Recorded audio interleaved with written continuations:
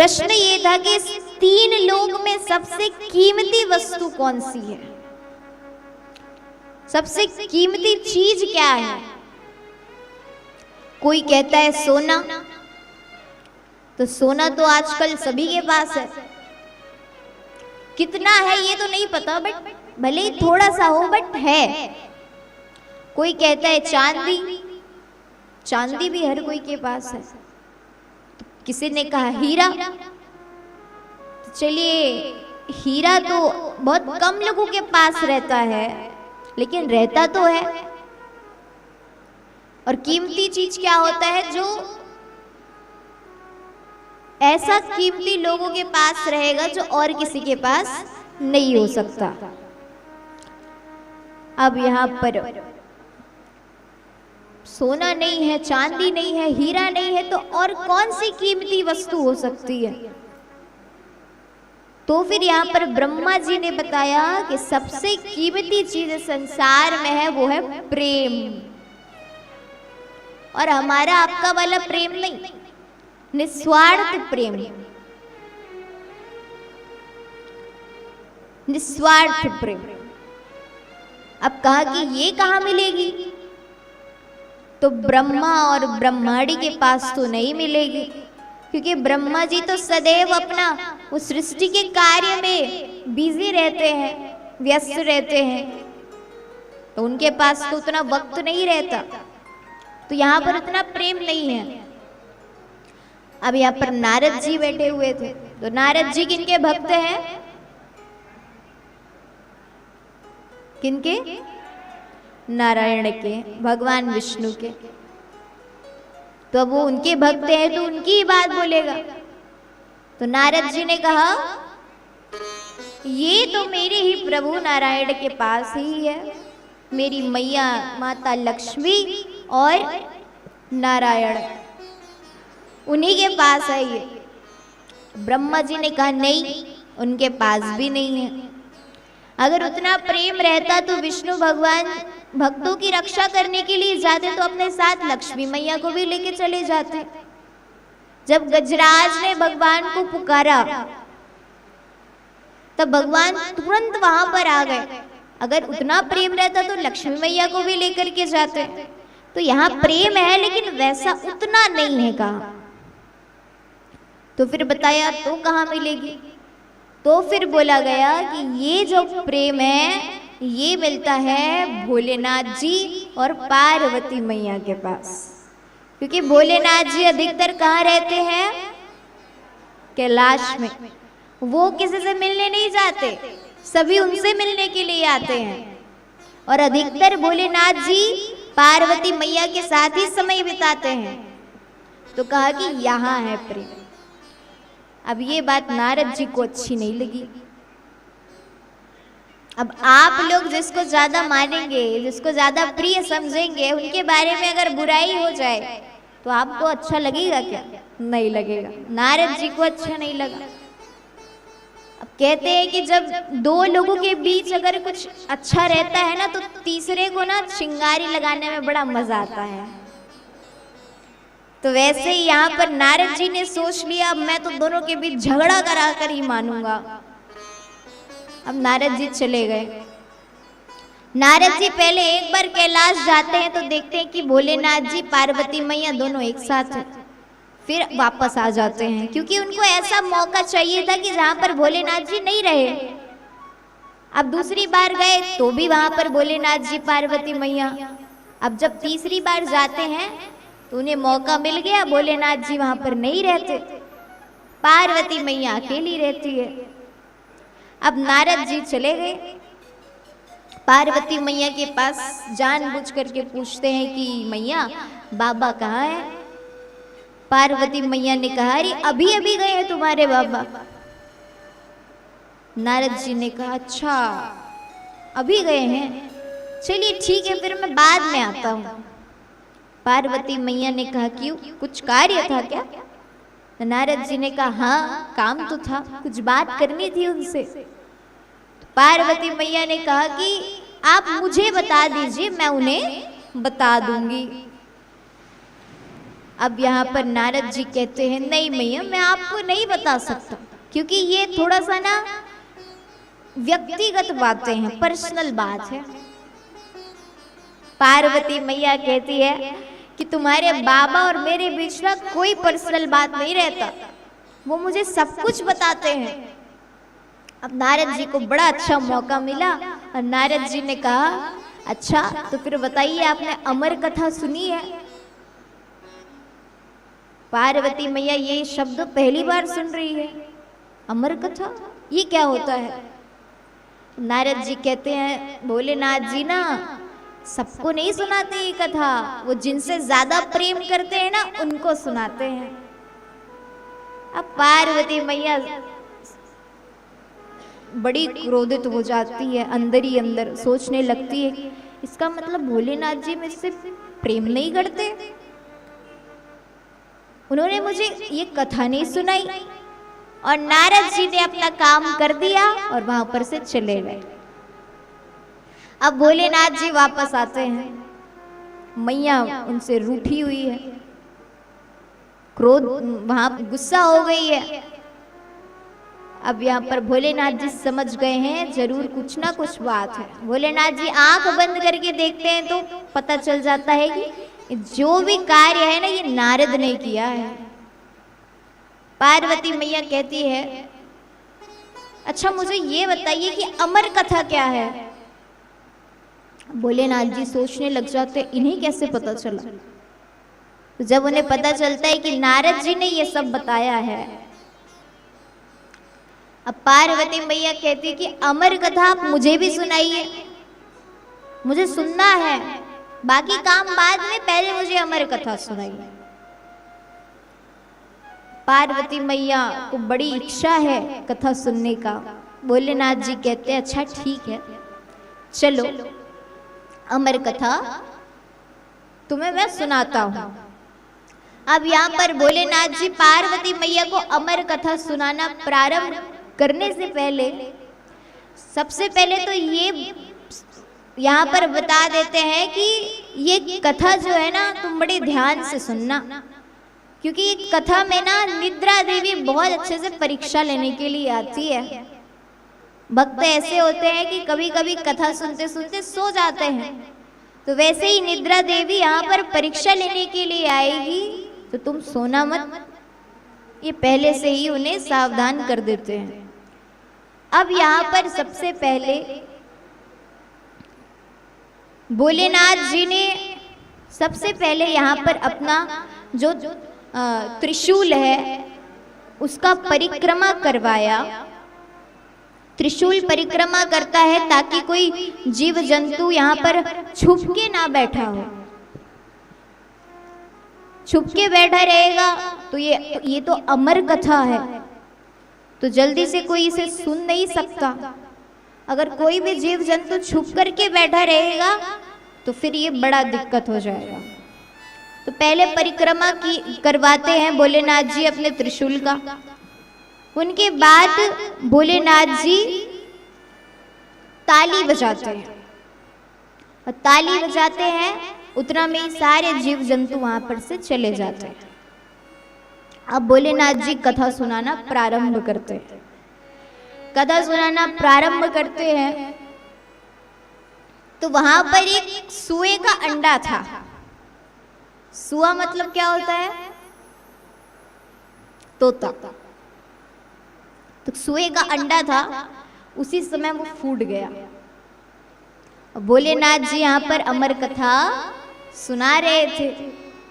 कुछ देर यहाँ पर भोलेनाथ जी ने कहा कि मैं आंख बंद करके यदि कथा सुना रहा हूं तो तुम हुकारू देना, हाँ स्वामी, हूँ स्वामी, ये सारा करते रहना ताकि मुझे पता चले कि तुम कथा सुन रही हो। अब उनके बाद पार्वती मैया थोड़ी देर कथा सुनती है, फिर वहां पर वह उन्हें नींद आ जाती है और वो सो जाती है। तो उन्हें तो नींद आ गई, जो बहुत लोगों को यहाँ भी आ रही होगी। देखिए, एक तरफ तो ये बहुत अच्छी बात है कि कई लोगों को नींद नहीं आने का बीमारी रहता है, तो यहाँ कथा में आते ही ना नींद आने लग जाता है, तो उन लोगों के लिए बड़ी अच्छी बात है। लेकिन एक तरफ ये गलत बात है। क्यों? क्योंकि कथा हमें ऐसा नहीं सुनना चाहिए। ये नहीं कि आधे नींद में कथा सुन रहे हैं। कथा को चैतन्य होकर के सुनना चाहिए, कमर सीधी करके, और कान इधर उधर नहीं, कान केवल कथा में। देखिए, एक व्यक्ति कथा स्थल में बड़े अच्छे से खंभे में टेक करके सो रहा था। अब यहाँ तो ये प्रांगण है, अन्यथा जहाँ पर भी हम कथा करते हैं वहाँ पर खंभा लगा हुआ रहता है। तो कई लोग ऐसे होते हैं कि उन्हें सबसे पहले तो आ जाएंगे, हो सकता है जगह ना मिले, भीड़ हो जाए, अपने लिए एकदम अच्छा स्थान ढूंढेंगे, यहाँ पर खंभा है, यहाँ पर हम टेक सकते हैं। और उनके बाद अगर वहां पर कूलर या पंखा मिल जाए तब तो और सोने में सुहागा। तो वैसे ही यहाँ पर वो व्यक्ति भी खंभे में टेक करके सो रहा था। उनके बाद वहां पर एक दूसरा व्यक्ति आता है और कोहनी मार करके उसे उठाता है, कहता है अरे भाई पाप कर रहे तू कथा में सो के। तो पहला व्यक्ति कहता है कि अरे भाई तूने मुझे क्यों उठा दिया, अभी मुझे भगवान के दर्शन होने वाले थे सपने में, इतना सुंदर मैं सोया हुआ था। कुंभकर्ण की पत्नी, उसका नाम था नींद।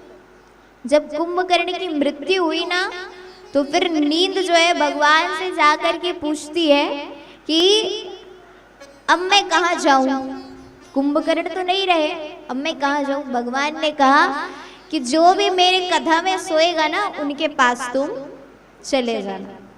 अब देख लीजिए किनको किनको नींद आ रहा है और जो जो कुंभकर्ण के वर्ग में आते हैं, क्योंकि यहाँ पर मैं ये ऊंचा, आप लोगों से ऊंचे आसन में बैठी हुई हूँ, सभी को देख रही हूँ, मैं समझ जाऊंगी कि कौन कौन कुंभकर्ण के वर्ग में आता है। इसलिए कथा को चैतन्य होकर के सुनना चाहिए। अब देखिए, जिस प्रकार से मैंने आपको बताया कि कलयुग में तो एक गुण था। क्या गुण था? बोलिए, जोर से बोलिए। भगवान का नाम लेने से क्या होगा?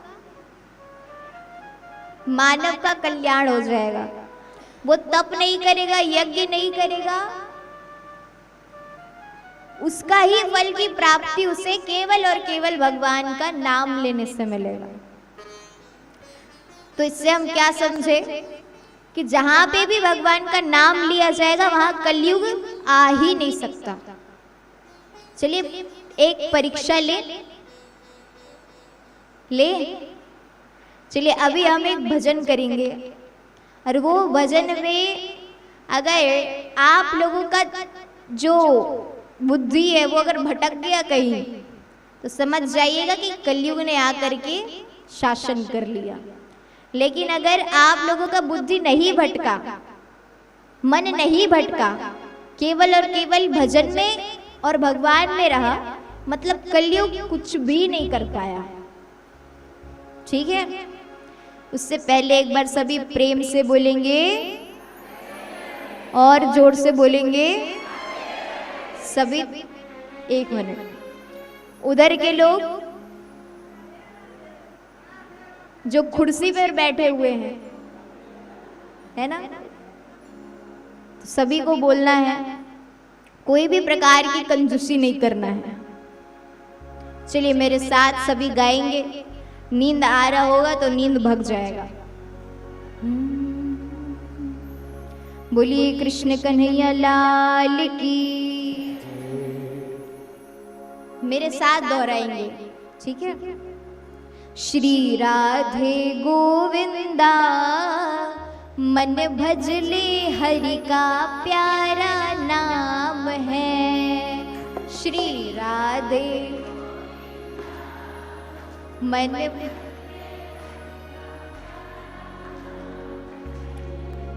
और जोर से। श्री राधे गोविंदा मन भजले हरि का प्यारा नाम है। श्री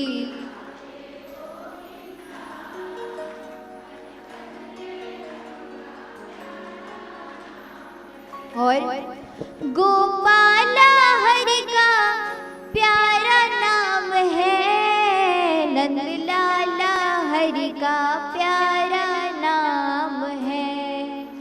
गोपाला हरि का नंदलाला।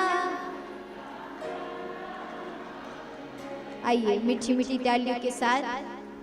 श्री राधे गोविंदा मन भजले हरि का प्यारा नाम है।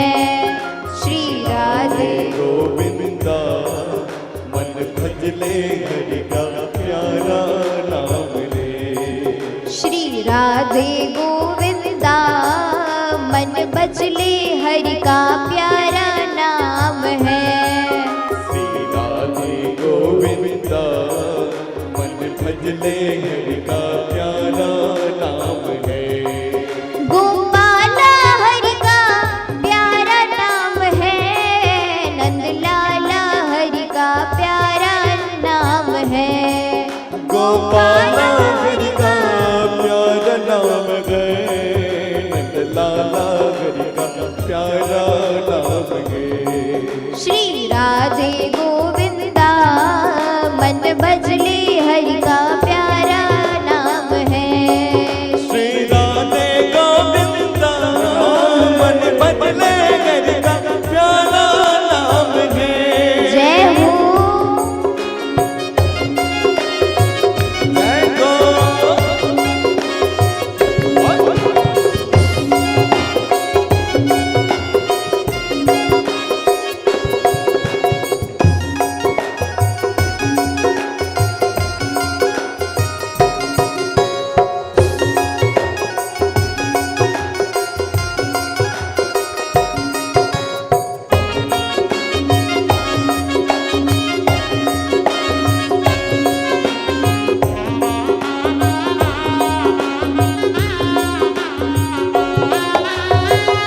और नाम ही उतना प्यारा नहीं, उनका रूप भी उतना प्यारा है।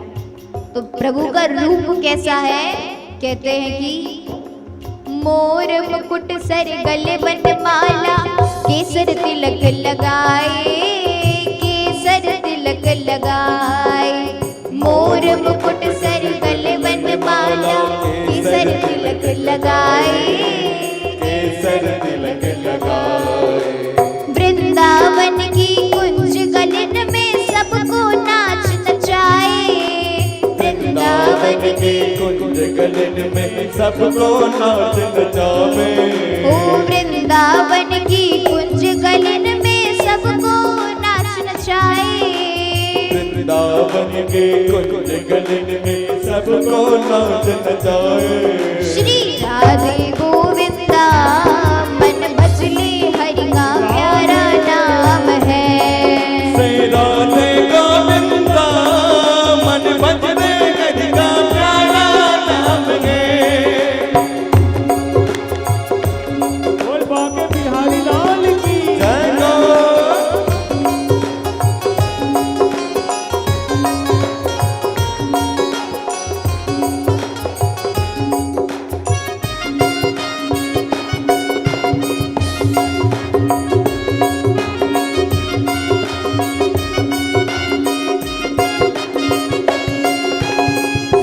अब नाम प्यारा है, रूप भी प्यारा है। नाम प्यारा है इसका मतलब ये नहीं कि केवल उनका एक ही नाम है। भक्त जो चाहे वो नाम कह करके प्रभु को बुला सकता है। तो कहते हैं कि हर भक्त ने अपना अपना नाम खुद रखा है, भगवान को अपने ही नाम से पुकारा है। गिरधर नागर कहती मीरा, सुर को श्यामल भाया, सुर को श्यामल भाया। गिरधर नागर श्यामल बाया, सुर का श्यामल बाया। तुकाराम और नामदेव ने विठ्ठल विठ्ठल गाया, तुकाराम और नामदेव ने विठ्ठल विठ्ठल गाया। ओ तुकाराम और नामदेव ने विठ्ठल विठ्ठल गाया, तुकाराम और नामदेव ने विठ्ठल विठ्ठल गाया। श्री राधे गोविंदा मन भजले हरि का प्यारा नाम है, श्री राधे गोविंदा मन बदले हरि का प्यारा नाम है। श्री राधे गोविंदा मन भजले हरि का प्यारा नाम है। श्री राधे गोविंदा मन बदले हरि का प्यारा नाम है। जय हो।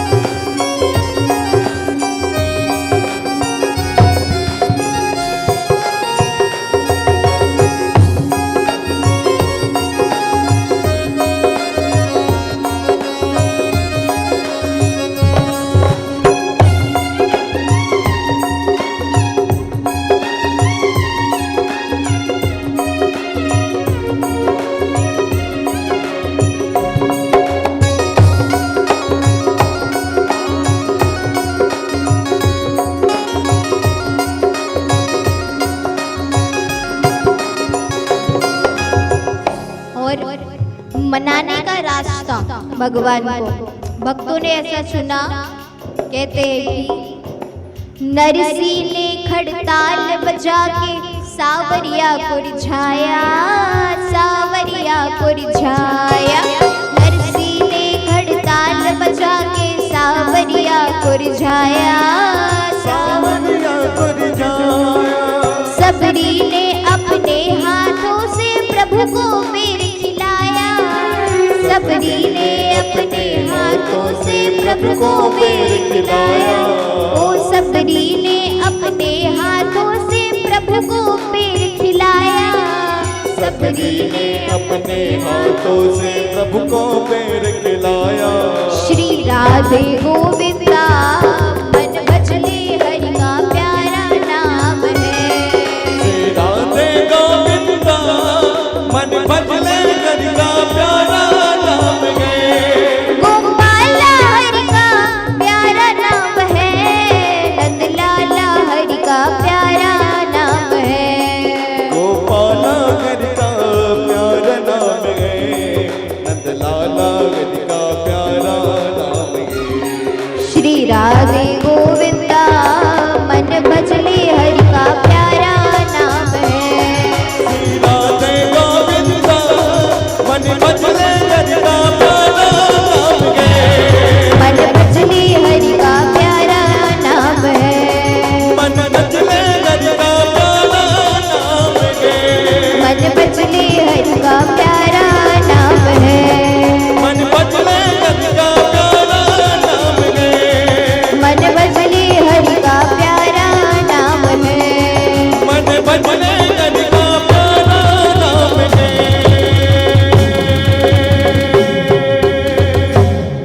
बोलिए कृष्ण कन्हैया लाल की। जय। अब बताइए कि किसका किसका मन भटका? नहीं भटका ना? तो यही इसका प्रमाण है कि जहां पर भगवान का नाम है वहां कलयुग आ ही नहीं सकता। अब जिस प्रकार से मैंने आपको बताया कि यहाँ पर पार्वती मैया सो गई, पार्वती मैया की जगह वहां पर जो तोता था वो वहां पर हुकारू दे रहा था, हाँ स्वामी हूँ स्वामी, ये तोता कर रहा था। अब जब महादेव जी ने आंख खोल करके देखा तो देखा कि पार्वती मैया तो सो गई है। तब उन्होंने अपना नजर जब घुमा करके देखा तो वहां पर एक तोता था। महादेव जी को लगा कि ये तोता चोरी से कथा श्रवण किया है, इसने चोरी से कथा सुना है, और क्रोध के कारण महादेव जी अपना त्रिशूल जो है वो तोते के पीछे भेज देते हैं और तोता जो है उड़ते उड़ते वहां पर से चला जाता है। महादेव जी तोते के पीछे पीछे हैं और तोता जो है आगे आगे चल रहा है। उसी समय ब्रह्म मुहूर्त के 4 बज रहे थे और व्यास जी की पत्नी वहां पर झमाई ले रही थी।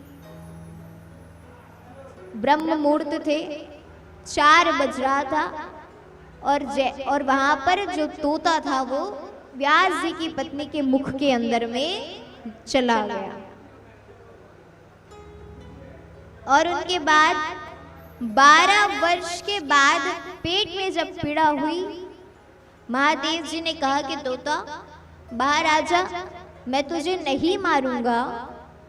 और वो जो तोता था वो गया तो था पक्षी के रूप में, लेकिन वापस आता है एक सुंदर मनुष्य बन करके, और जिनका नाम पड़ता है सुखदेव जी। बोलिए सुखदेव जी महाराज की। और यहाँ पर सुखदेव जी महाराज ने बताया कि कलयुग के प्राणियों का उद्धार केवल श्रीमद् भागवत की कथा करा सकती है। और यहाँ पर श्री सुखदेव जी का सुंदर जन्म होता है।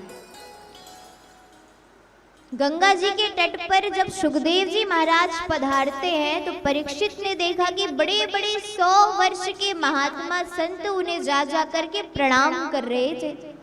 सुखदेव जी महाराज तो 16 वर्ष के थे। बड़े बड़े वहां पर महापुरुष सभी सुखदेव जी महाराज का प्रणाम कर रहे थे। तो ये देख करके परीक्षित भी जाता है और सुखदेव जी महाराज का प्रणाम करता है। सुखदेव जी महाराज परीक्षित से कहते हैं कि परीक्षित तुम चिंता ना करो, मैं अवश्य ही तुम्हारा कष्ट दूर करूंगा और मैं तुम्हें तुम्हारे कल्याण के लिए श्रीमद् भागवत की कथा श्रवण कराऊंगा, क्योंकि तुम्हारे पास अभी 7 दिन बचे हुए हैं। तो तुम चिंता ना करो, अवश्य ही तुम्हारा इसमें कल्याण होगा। अब यहाँ पर सुखदेव जी और राजा परीक्षित माँ गंगा के तट पर दक्षिण तट में उत्तर दिशा की तरफ मुख करके आसन पर परीक्षित बैठते हैं और भागवत कथा सुनाना प्रारंभ करते हैं सुखदेव जी महाराज, जो कि उच्च आसन में बैठे हुए हैं। और देखिए मूल रूप से श्रीमद् भागवत की कथा यहाँ से प्रारंभ होती है जब सुखदेव जी महाराज राजा परीक्षित को कथा सुनाना प्रारंभ करते हैं।